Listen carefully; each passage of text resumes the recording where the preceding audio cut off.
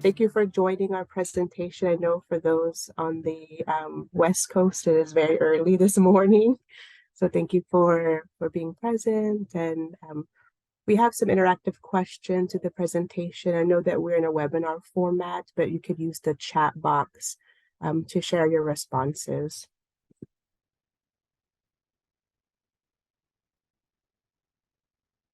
So our presentation today is titled Culturally Affirming Counseling, Helping Latinx First-Generation College Students who transferred from community colleges to four-year institutions. My name is Dr. Angelica Tello. I'm Associate Professor in Counseling at the University of Houston Clear Lake. My interest in this topic, like most researchers, stem from our experiences. So I identify as Latina. I was a first-generation college student, first in my family to graduate from high school, go to a four-year university, and then graduate school to earn my doctorate. When I was an undergraduate student, I received an internship working with the Michael and Susan Dell Foundation. And that's when I became really aware of some of the struggles that first-generation college students experience and obstacles that they experience at the community college level. And a lot of students get kind of stuck in that system because of the different barriers that exist in trying to transition to four-year institutions. And I used that information that I gained working for the Michael and Susan Dell Foundation and their Dell Scholars Program to help my siblings, both my sisters, after they graduated from high school, were accepted to four-year institutions, but because of the financial strain and not receiving much financial assistance to attend four-year institutions, they started off at community college level. And again, through the support that I received in that internship role, I was able to help them transition to four-year institution when they were ready to make that transition. And then our co-presenter today, I'm going to have her introduce herself. Hi, everyone. Thank you, Dr. Tello. My name is Mahnoor Ahmed. I am currently a doctoral student in the school psychology program at the University of Houston.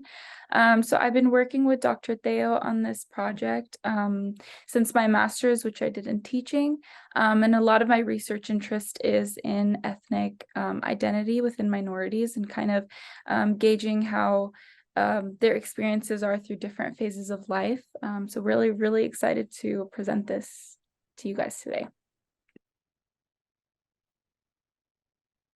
Okay, so our outline, we did our introductions. I was also going to invite you as participants, if you can use the chat box and if you could share a little bit about your background, if you're working as a mental health therapist in higher ed, community agencies, but if you could use the chat box to see who's in the room, and that also help us as we provide implications from the study. We can help create that dialogue.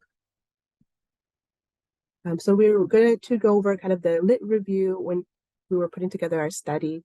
So some of the needs and challenges, also the strengths of first generation Latinx students.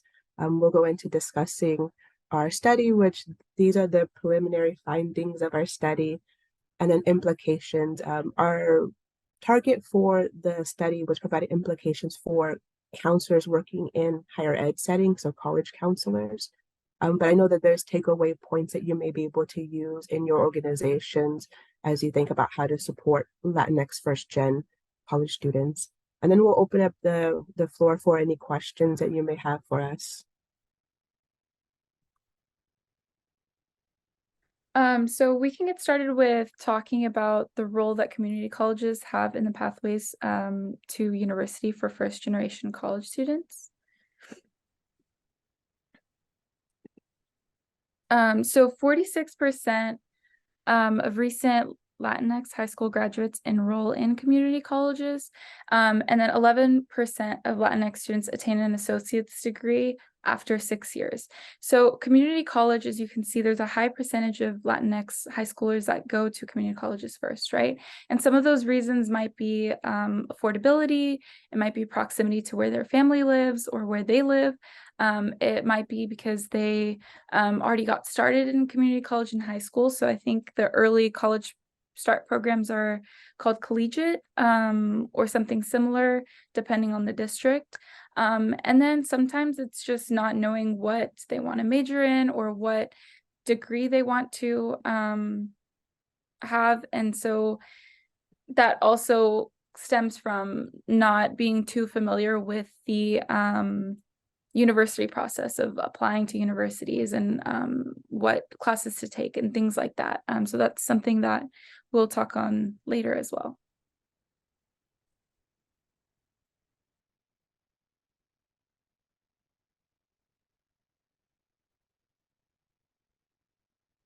So the question, oh, I'm just going to preview the chat box to see who are some of our attendees today. So we see graduate students in the field of counseling and counselor education, university director of writing support focused on social justice,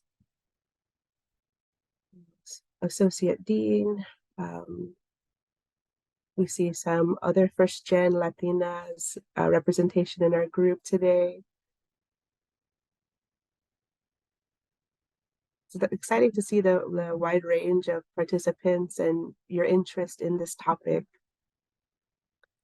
So in your setting or in your work, in your literature review that you've completed, if you're academic, what are some of the challenges that you've noticed that a first-generation college students experience? You can use the chat box or jot down on your notes.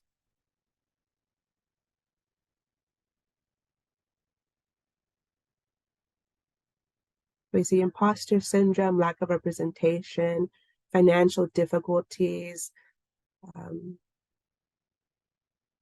access to understanding available resources.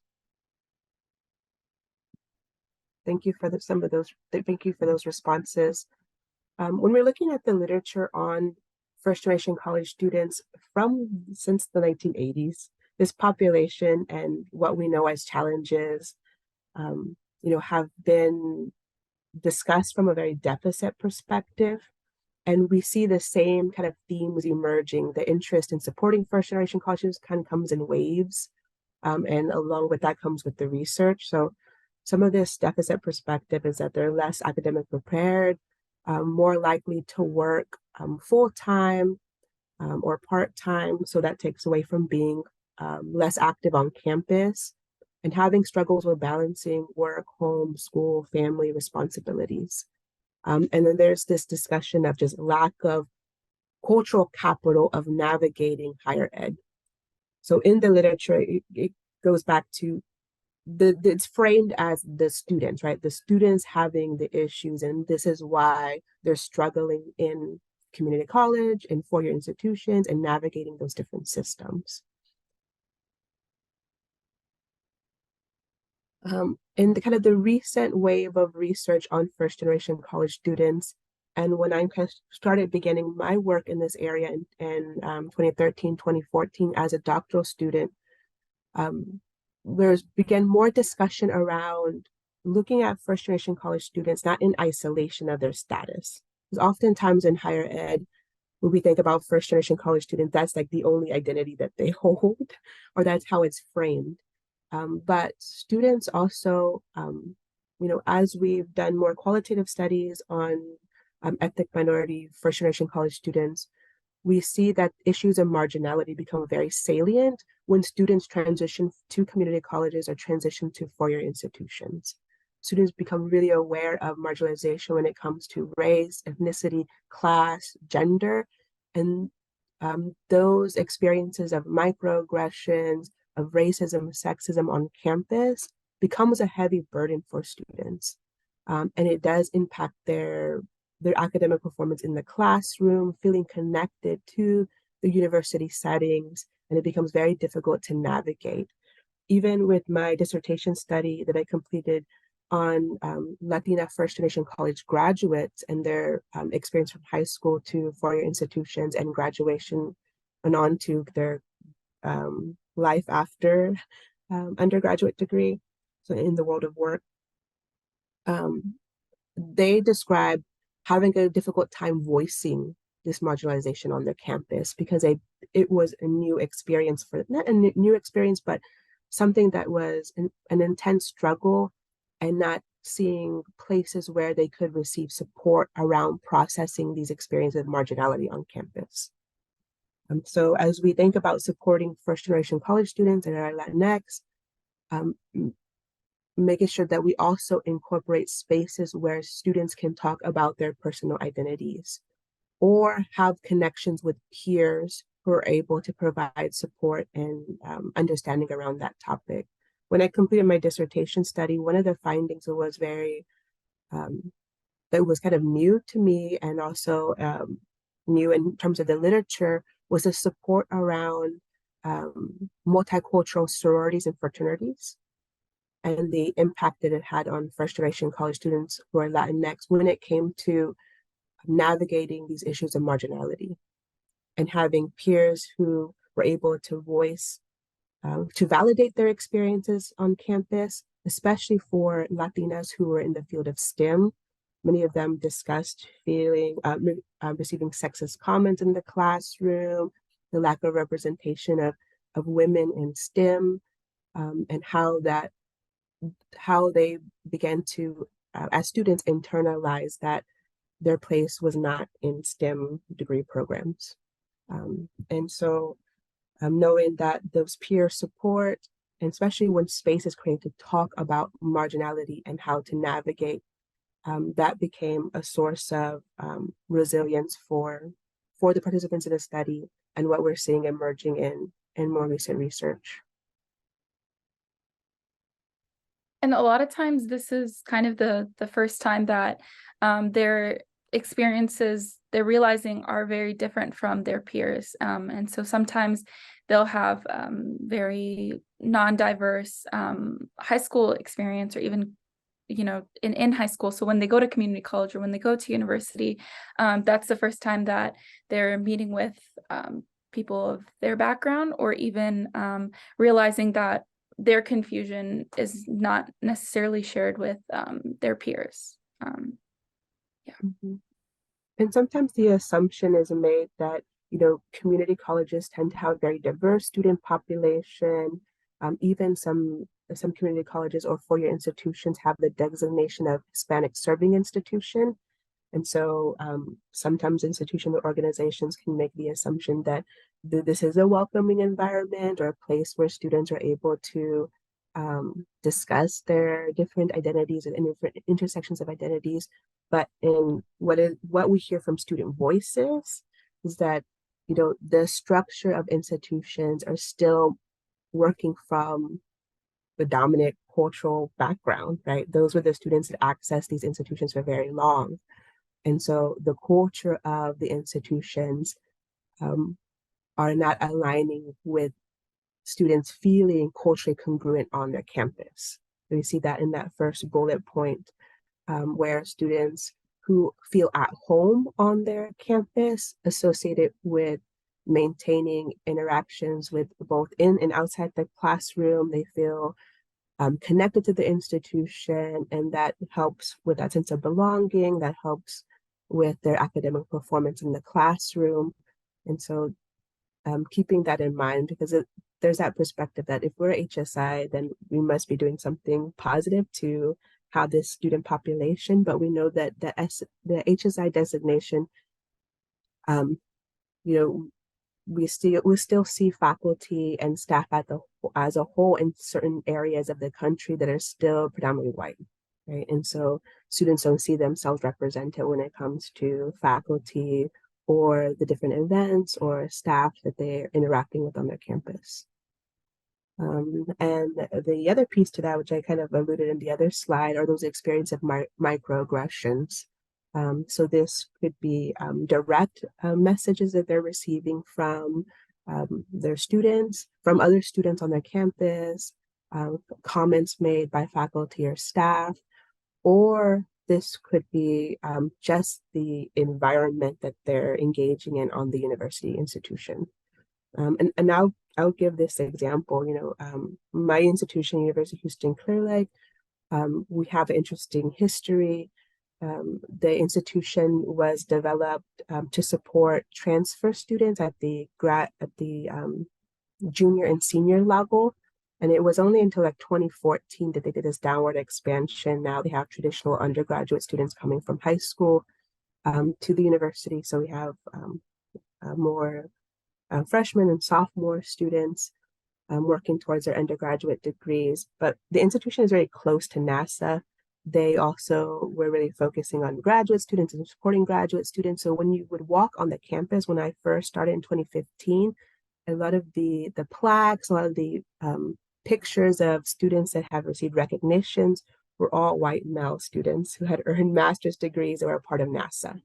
And so even though we have that designation of Hispanic Serving Institution, just walking on the campus, there isn't inclusion in terms of representation. That has shifted in the last few years as we have more diverse students on campus.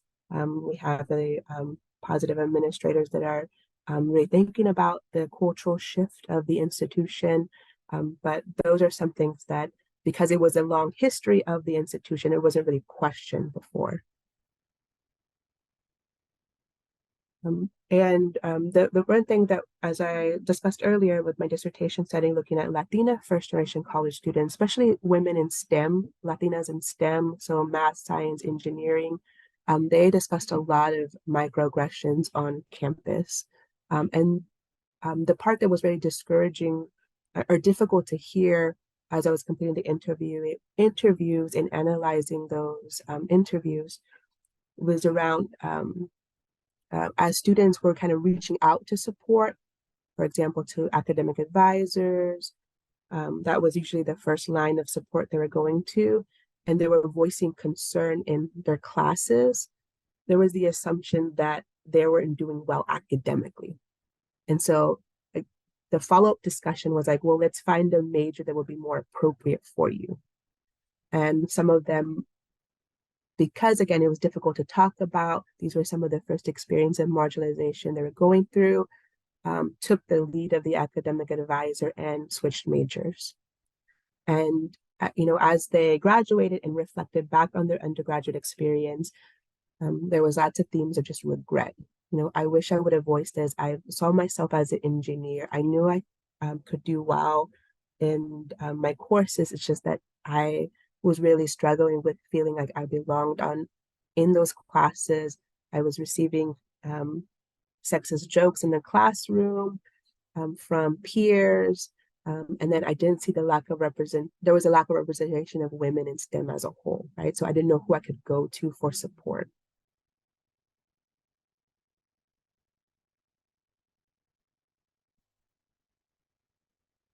So as I mentioned, the literature tends to be very focused from a deficit perspective. Again, new waves of research on Latinos and Latinx students and some of their coping strategies and strengths that they bring in. And I think as you're reflecting on how your institution or your support programs can create a supportive space for Latinx first generation college students, these are things that we can incorporate, right? Because these are things that align to students culturally. There are things that they're already doing in terms of kind of navigating the system on their own. And so incorporating these in your support services or creating space for this type of discussion to take place with students could be an area to target. So for students, these coping strategies look like positive reframing. So staying positive through optimism, working on their own self-confidence, acceptance. So knowing that things were challenging, that they were a part of life, but they were focused on their long-term goals and staying motivated towards that, using the low expectations, those negative comments as motivation to keep moving forward. Self-reflection, so taking time to reflect on past experiences, right? So we know that first generation college students oftentimes are first generation high school graduates. So reflecting on what have helped them navigate that system and utilizing it in their higher ed settings, reaching out and seeking support. And this kind of counters some of the old literature that, family is that family struggles with the social capital of navigating, or family keeps their children from accessing higher ed. That's something that I heard a lot when I was in high school and even in my undergraduate degree, even though it was some time ago, was that especially with Latino fathers, right? That they have very traditional gender roles and they may really struggle with um, their daughters accessing higher ed. And what we see in our study, with my dissertation study, with new emerging studies, that family oftentimes provides emotional support. Um, and we see family doing things like reaching out to their child, providing meals, providing emotional talks, um, having having their children reflect on their future, that even though it may be challenging in the here and now, that they have a goal that they want to accomplish that will help them in their future. So we see that family is a source of support, and it may just look different than the dominant cultural background of that institution. Another strength that we see in the literature is around resiliency. So students focused on goal setting, um, interpersonal relationships, again, encouragement from family, peers in their institution, intrinsic motivation. So their desires to pursue a certain major or career being the guiding force to keep moving forward, their own internal locus of control and self-efficacy. And again, those stem from, being the first in their family to graduate from high school, right? So they already carry strength going into community colleges and four-year institutions. And it's building that positive self-talk around the strength that they already carry.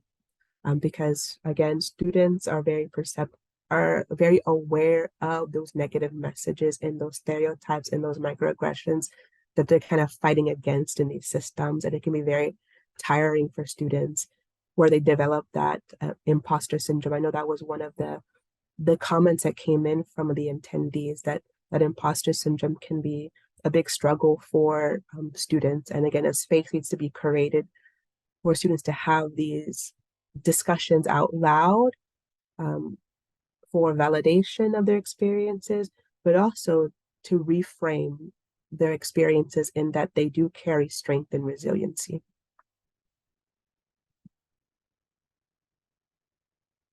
So the reason for the focus on the methodology is really because it allows for the co-construction of meaning, I guess, related to the cultural values and experiences of Latinx first-generation college students, right? And this is done through that strengths-based approach, which is what the community cultural wealth model is. And so it takes into account the intersections of identities and experiences. So the community cultural wealth model specifically is a model that's used to guide that asset-based approach when you're dealing with individuals from kind of a non-traditional background. So the model captures the strengths of students and emphasizes their experiences, using that as a basis of success. And so there's different capitals, and each capital is kind of that category of strengths and experiences that they can use to be successful. So taking a closer look at the different parts of this model, just to briefly touch on each capital. For the aspirational capital, it's kind of the maintenance of dreams in the midst of barriers that individuals might face. And then linguistic capital is the intellectual and social skills that are captured through communicating through more than one language. And then familial capital is the intergenerational cultural knowledge that is passed down, and kind of the skills that individuals gain from their family. Social capital is community support and networks within that community that might provide resources or reaching to those networks when you're kind of stuck. The navigational capital is the baseline knowledge and skills and self-guiding through institutions throughout life. So, for example, the biggest one that we're focusing on is four-year universities, navigating how to apply, what to do when you get in, financial support, how to apply for things like that. And then lastly, we have resistant capital, which is overall looking at resilience. So the knowledge and skills that are developed through overcoming facing inequality, right? So again, to emphasize the assets that are available to students that they can use to be successful rather than what literature has been focusing on in past years with like what students are missing, right? Yeah. And I think that at the community college level and in four-year institutions are really aware of the financial stressors that are experienced by Latinx first generation students, providing academic support with the writing center or academic counseling, trying to connect with community outside school. But another lens that we can incorporate is this fostering the cultural wealth of our students, right? And so not just, incorporating things that only benefit and support Latinx students, but all students on campus. And so as you think about the different support systems on the campus, are we tapping into a place where we're fostering that aspirational capital, that linguistic capital, that family capital, social, navigational, and resistance capital?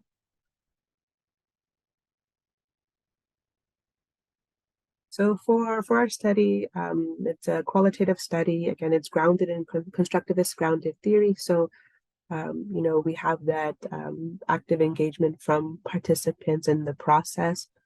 We have 12 participants, 12 are female, 2 male. Their ages range from 22 to 34. We had representation of students from predominantly white institutions and Hispanic serving institutions. All the interviews took place by phone. They were recorded and then transcribed for analysis. As we look at constructivist grounded theory, we think about kind of the movement toward in a system and navigating that system. So the participants discussed what high school looked like for them and their experiences, what occurred as they transitioned to community college, and then their experiences at the four-year institution. So at the high school level, participants discussed like lack of college information and family support. And the next few slides will highlight some participant quotes to kind of illustrate what was that theme for that section. At the community college level, we see inconsistent advising, and then the areas of support were around academic validation and family support. And then at the four-year institution, as students transition to those settings, it was finding a place on campus, family support, and community support were some of the themes that emerged. And the one thing that you see across the board is that family support. And again, it counters some of the old literature on first generation students or Latinx students that often discuss family as being a hinder or a barrier or lacking that capital to navigate systems.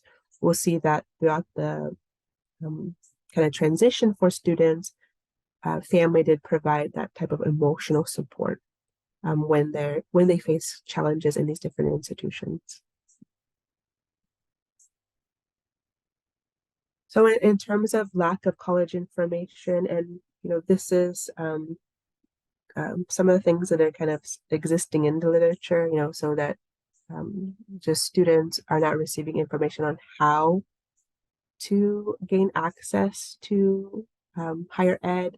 More information is being provided as a whole to students in some settings, but the kind of the intricacies of navigating that system is still kind of an unknown.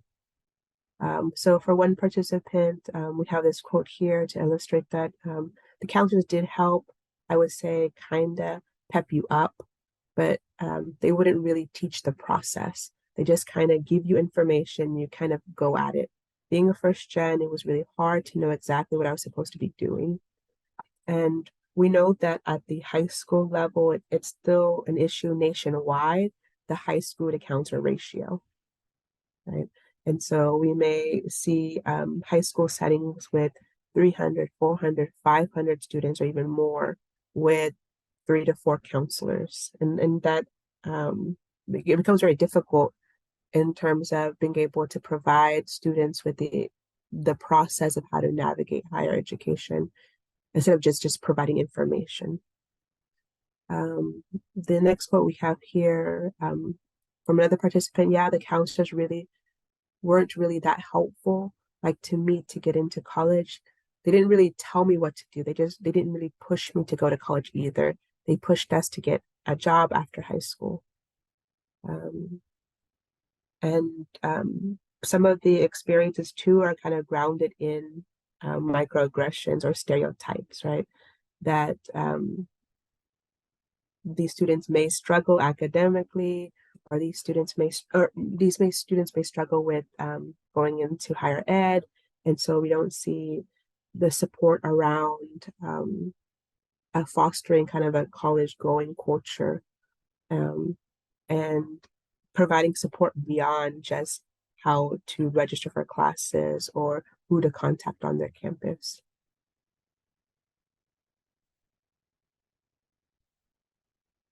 At the family support, again, we see that emotional support from parents, supporting future. So thinking about future and how going to college, the community college level or at that 4-year institution level can help with having a better life, more financial stability in the future. So in these participant codes we hear, my family and parents were pushing me to go. They knew how smart I was. They knew how much potential. They wanted me to go to college because they wanted better for me than for what I did for themselves. They never went to college. And then we see this other part where my parents put down the money for me to send the applications for colleges.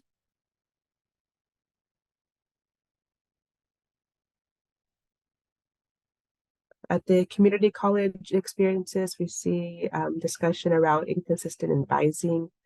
So describing having different academic advisors, unsure what classes to take, specifically what classes would transfer to a 4-year institution, because some of these students from the start had the goal to eventually transfer and to work on a bachelor's degree.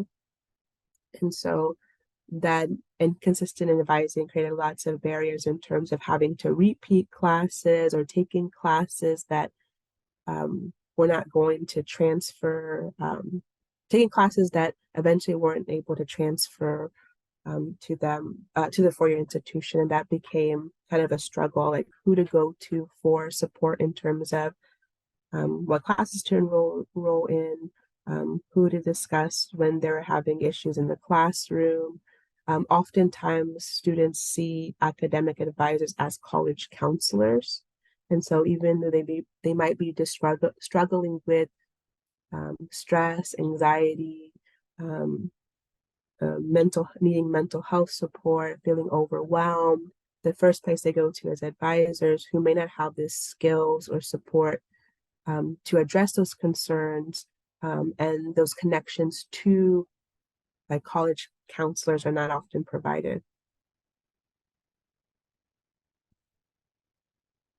And then the other theme that we see at the community college level was around family support. So family brought me, they gave me opportunities for education.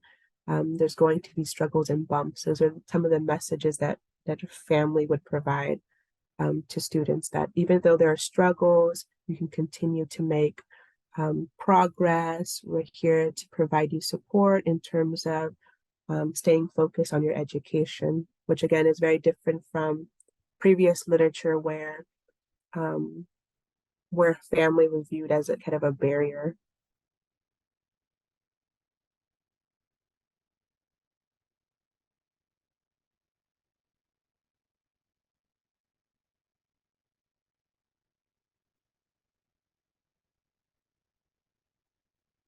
When it came to transferring to 4-year institutions, we see that students oftentimes kind of get kind of lost in the shuffle. A lot of the at 4A institutions, the focus is on the high school to the first year transition, right? So there's lots of support around that first year transition for high school students.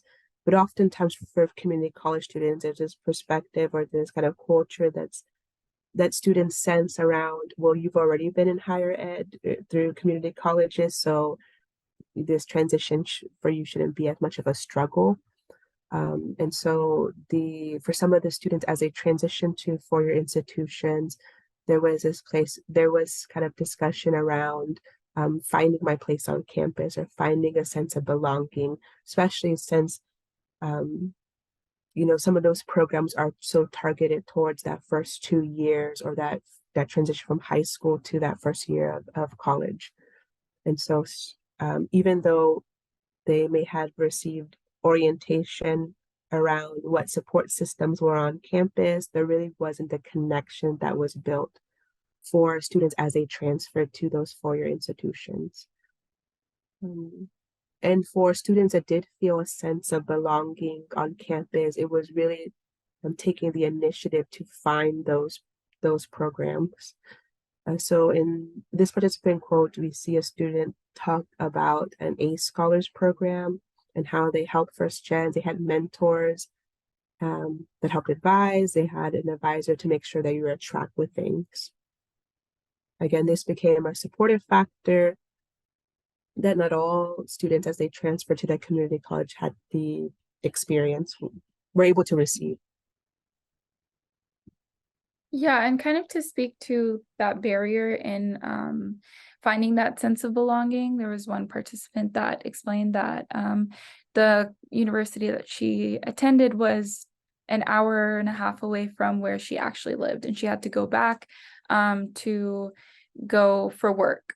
So even right after class, she would have to drive back, and she wasn't able to connect with her peers because there was all the activities that would happen would be in the evening when she would be working, right? There was another participant that had to take the bus. And so bus timings don't necessarily wait for you, right? You have to wait for the bus. So it was really difficult in finding that sense of belonging or overcoming that barrier because of those I guess the barriers that they're facing due to their experiences.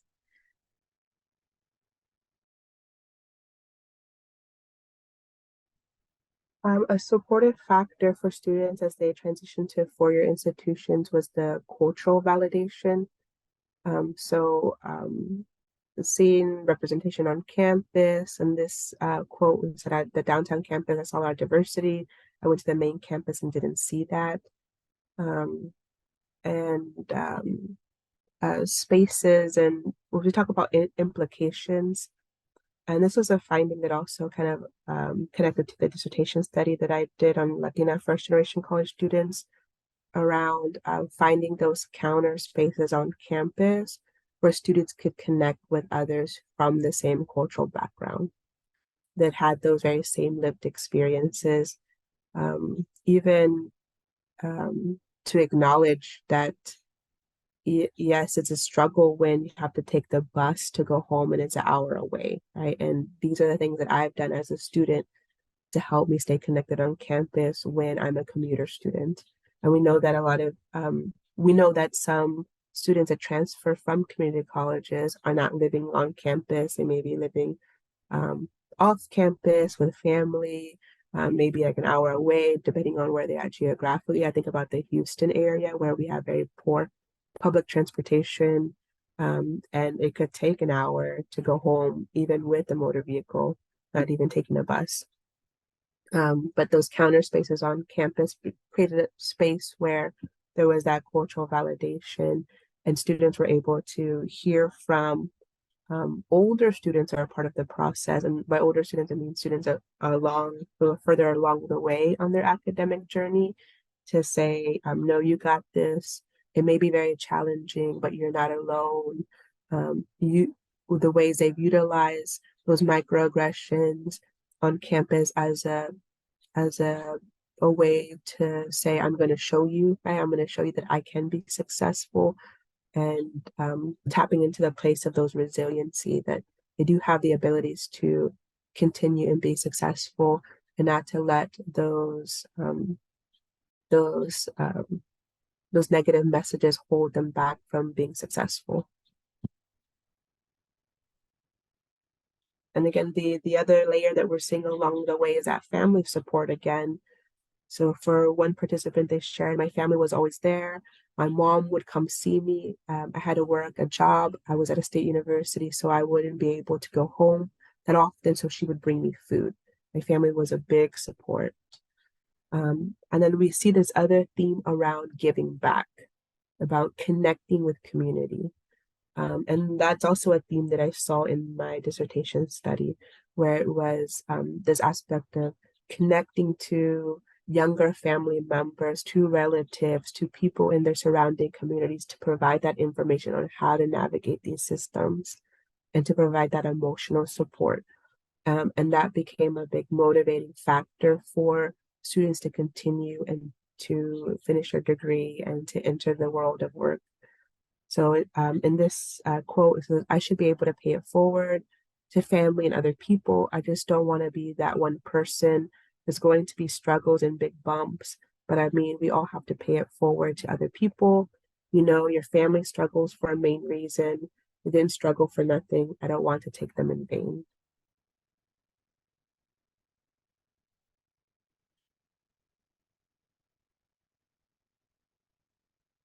And as part of implications as well, when it comes to that community support, is that, you know, times have really changed post-pandemic with the amount of resources. We saw, you know, people leave different settings and retire. And so we may not have the bandwidth or all the support we used to have in terms of connecting to community. But you know, you can tap into you know, our Latinx first gen students or first gen students on your campus as a whole on how they can continue to engage in the community around them. How do we support that? Because it is a supportive factor, it is a resiliency factor in terms of students feeling a sense of belonging on their campus and knowing that they can make a difference in their community.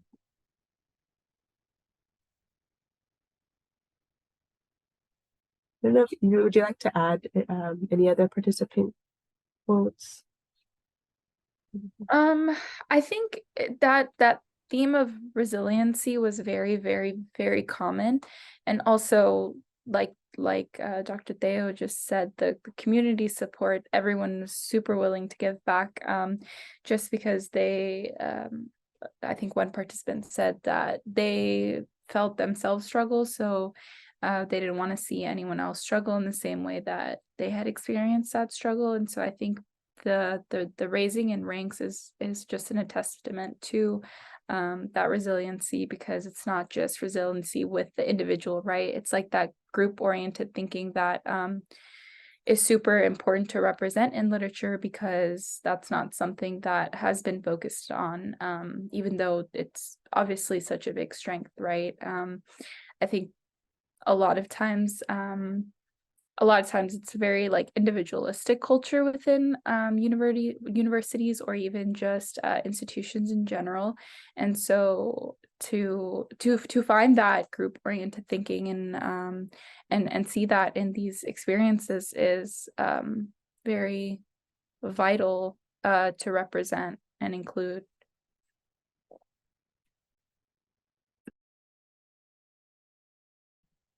Yeah, I think connecting to those institutions that have been able to create that kind of collectivistic kind of culture on their campus. So I received my master's and my PhD from University of Texas at San Antonio, so UTSA, which is a Hispanic serving institution. They're also in South Texas, so there is a large like Latinx population as a whole in the city. But on that campus, being a Hispanic serving institution, there was lots of community engagement with students.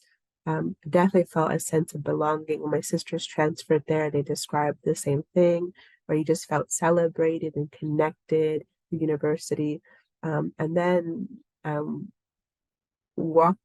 consulting with and connecting with HSIs that still kind of have that individualistic feel to their school.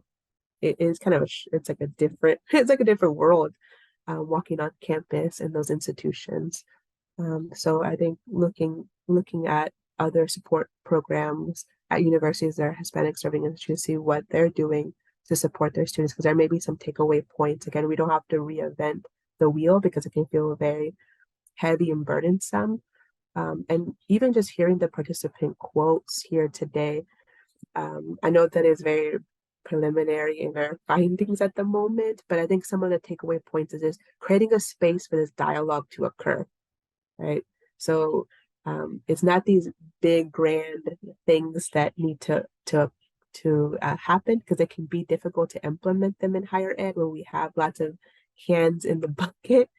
But creating just spaces on campus where students can talk about marginalization that they experience, to connect with mentors on their campus who are upperclassmen, who are upper graduate students, who can discuss how they navigated these systems, how they stay connected to their campus, um, creating trainings for academic advisors who sometimes are the first contact for a lot of students on becoming aware of their own biases, right? So I even saw in the comments around um, someone who shared the experience of their dad when he immigrated to the US and transitioned to or went to community college, how we steered away from engineering, right?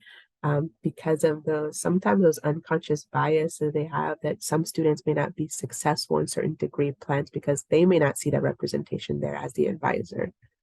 And or how to create space as an academic advisor so that if a student may be struggling with marginalization, how do we connect them to college counselors? So some of the takeaway, again, this article and this research study was focused on college counselors, but having a presence beyond the counseling center. I can say that for my institution as well, like counseling, their service is it's utilized a lot on our campus, but they they are in their own area, right, in their own center.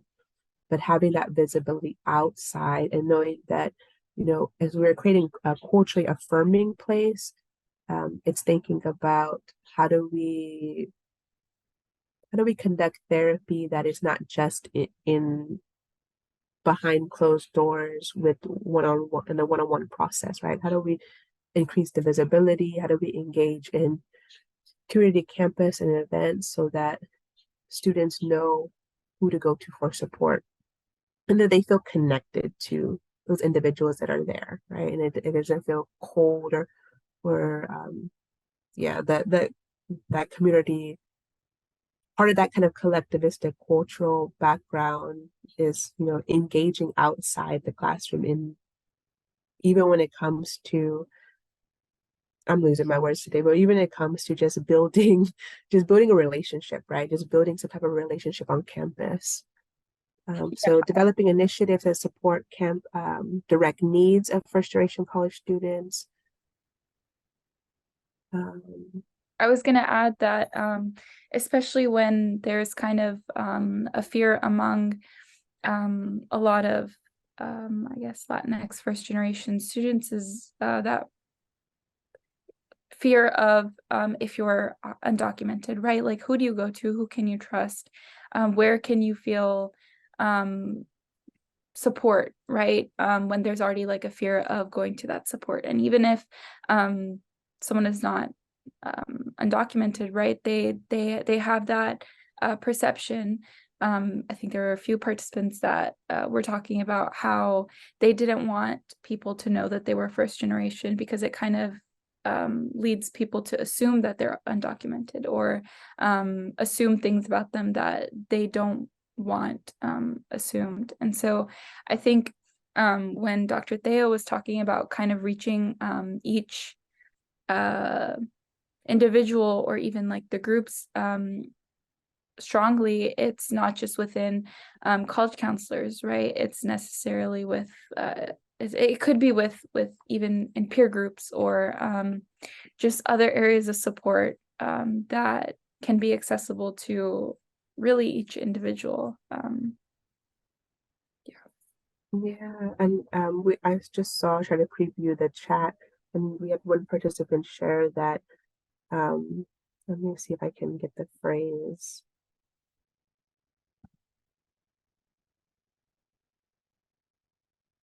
that brown students don't come to their office, and that's something that we hear in counseling as a whole, right? That Latino, Latina, Latinx clients don't access counseling, right? And that statement is problematic, right? We need to step back and reflect on what are we doing to create a space where our clients and students feel they can come to us, right? And again, when we look at the literature on Latinx culture, we do see um, that Latinos, Latinx individuals reach out for support, and they reach out especially to those group support, right? And so this idea that they don't access mental health, they don't want to talk about these things, that doesn't align to when we look at cultural values of this population. And so we really need to step back and say, okay, if students are not accessing these services, what are the barriers that we are creating as an institution? Okay. And again, in session, when we're working with students or in our support programs, how do we discuss cultural expressions and values and strengths, and how do we foster that? And then developing coping strategies for the lack of diversity on campus, developing coping strategies or wellness strategies around developing a sense of belonging. I think we kind of already hit some of this in our discussion, and I know we're getting close to the end, but we wanted to ask, you want to take this slide? Yeah, we'd love if you guys could continue participating and kind of jot down either in chat or in your own notes how your organization is supporting Latinx first generation college students. Or I think now we can also open for questions or any clarifications that you guys might have based on this presentation and our preliminary findings. Oh, and I can also share my experience as a student. So I did my master's in teaching at University of Houston Clear Lake, which is titled a Hispanic serving institution. And so specifically, there's one experience I had where there was a federal grant that was supporting higher education initiatives within Latinx populations. And so because they weren't seeing that many Latinx individuals, they kind of opened that up to other ethnic minorities. And so I thought that was interesting that, that was a resource to grasp. But I think that there's still a lot of work that needs to be done to get individuals to that point. And I think at University of Houston main campus, I've seen a lot of different programs that are geared towards first generation college students. And so kind of having those peer supports I've seen has been really amazing for individuals. Yeah, I think that's the bulk of it. Dr. Theo, do you have any comments on that?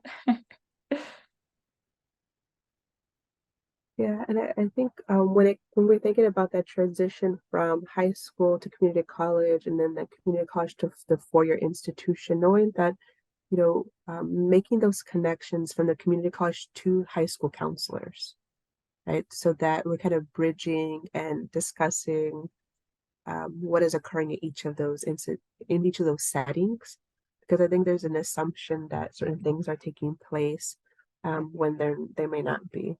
And as for your institute, as community colleges, there may be like outreach specialists who can go to the high school level and provide some of that information on navigating the community college, where a high school counselor may not have the time just because of their caseload that they have, the amount of students that they're serving. Same thing with for your institutions, there may be places on campus that can reach out to the community college level that have more resources, more time to help students learn how to navigate the community college system.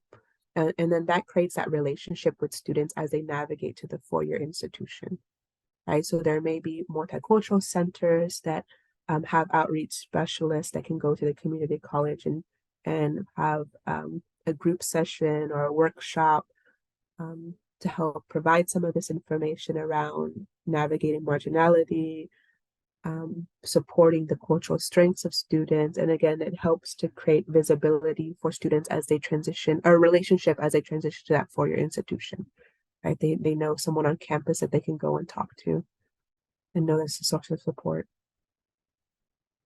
And know there's someone that represents their different identities or can speak to that. So knowing they can go to someone that has that knowledge and skills to maybe understand different aspects of their identities, or not kind of non-judgmentally provide them with resources and support. Thank you very much for being here with us. Thank you for this wonderful presentation. There is so much to keep talking. We can do this all day, and so many experiences and stories. Thank you for sharing that with us. I think there is a lot. I was just even remembering my own journey as a student, right?